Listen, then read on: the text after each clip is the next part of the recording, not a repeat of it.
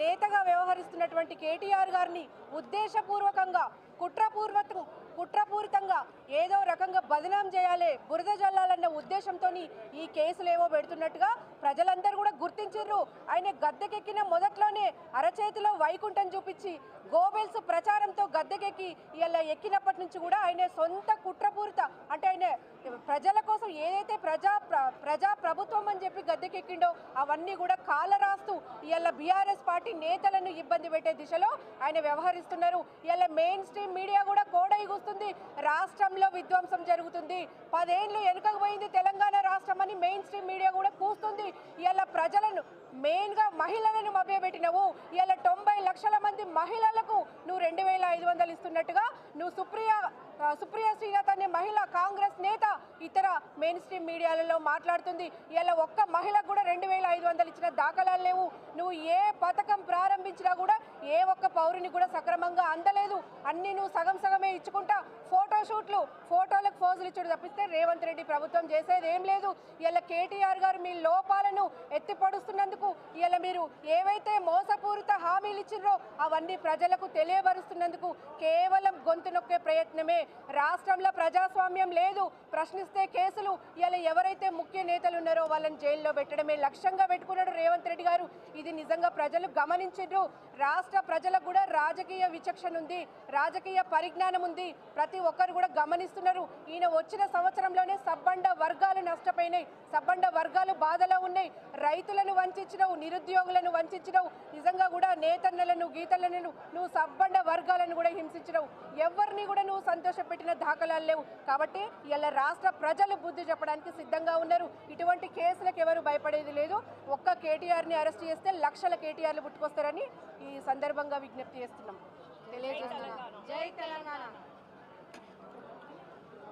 జై తెలంగాణ, జై తెలంగాణ, జై తెలంగాణ, జై తెలంగాణ, జై తెలంగాణ, జై బాపు కేసీఆర్, జై బాపు కేసీఆర్, జై రామన్న. ఉద్యమాభివందనాలతో ఈరోజు ఏసీబీ విచారణకు మా రామన్నను తీసుకుపోవడం అనేది విచారించదగ్గ విషయం. ఎందుకంటే ఎంతోమంది నాయకులు ఒక సినిమాలో 3 గంటల సినిమాల ఒక హీరోని చూసి మనం ఇట్లా ఉండాలి నాయకుడు అంటే అని మనం ఒక సినిమాను చూసి అనుకుంటాం.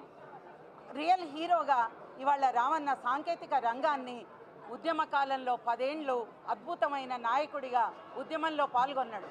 స్వరాష్ట్రంలో 10 ఏళ్ళు నాయకునిగా ఒక మంత్రిగా సాంకేతిక రంగాన్ని దేశాలు ఆశ్చర్యపడేటట్టు ముందుకు తీసుకుపోయిన నాయకుడు.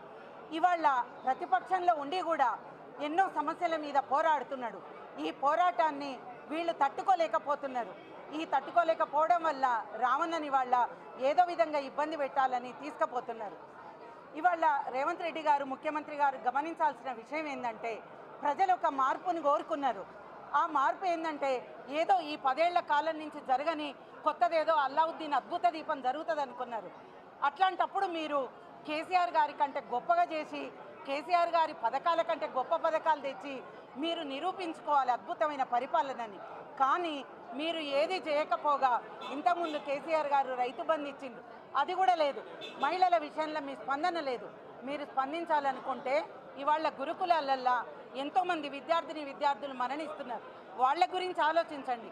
నిన్న ఒక పోలీస్ డిపార్ట్మెంట్లో ఏఎస్ఐ గారు ఒక వీడియో రిలీజ్ చేసిండ్రు.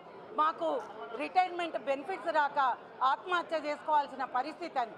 ఇవాళ ఉద్యోగస్తుల గురించి ఆలోచన లేదు, మహిళల గురించి ఆలోచన లేదు. కళ్యాణ లక్ష్మి ఇస్తా అన్నారు, తులం బంగారం అన్నారు, ఆ ₹1,00,000కే దిక్కు లేదు. ఇవన్నిటి గురించి ఆలోచించకుండా ఒక ఈ డైవర్షన్ పాలిటిక్స్లో భాగంగా రామన్నను తీసుకుపోయి విచారణకు పిలవడం అనేది జేడి లక్ష్మీనారాయణ గారు చెప్పిండ్రు. ఇటువంటి విధానాల వల్ల పెట్టుబడులు పెట్టడానికి అందరు భయపడతారు. ఇవాళ హైదరాబాద్ బ్రాండ్ ఇమేజ్ దెబ్బతింటుందని చెప్తున్నారు. అయితే అద్భుతమైన పరిపాలన కొనసాగిస్తున్నప్పుడు మీరందరూ మెచ్చుకోలేకపోయినరు. ఇవాళ మీరేదో చేస్తారని మీకు ప్రజలు అవకాశం ఇచ్చినప్పుడు ప్రతిపక్ష నాయకుడిని ఇబ్బంది పెట్టడం అనేది మాత్రం ఇది ఎవరు హర్షించదగ్గ విషయం కాదు. ఎన్నో రంగాలల్లో రామన్న ఇవాళ అద్భుతమైన వాక్చాతుర్యం, ఇంగ్లీష్లో మాట్లాడినా, ఉర్దూలో మాట్లాడినా, తెలుగులో మాట్లాడినా అందరు చూసి నేర్చుకునే విధంగా ఉన్నది. ఇది నిన్ననే చెప్పిండు మా రామన్న, ఇది పోరాట నామ సంవత్సరం అని. ఇట్లాంటి నిర్బంధాలు చెరసాలలు అనేవి మాకేం కొత్త కాదు, ఉద్యమాలు కొత్త కాదు. వీటన్నిటినీ ఛేదించుకొని మేము పోరాడగలమని చెప్తూ రామన్న వైపున మేమందరం మహిళా లోకం నిలబడతామని వాగ్దానం చేస్తూ జై తెలంగాణ.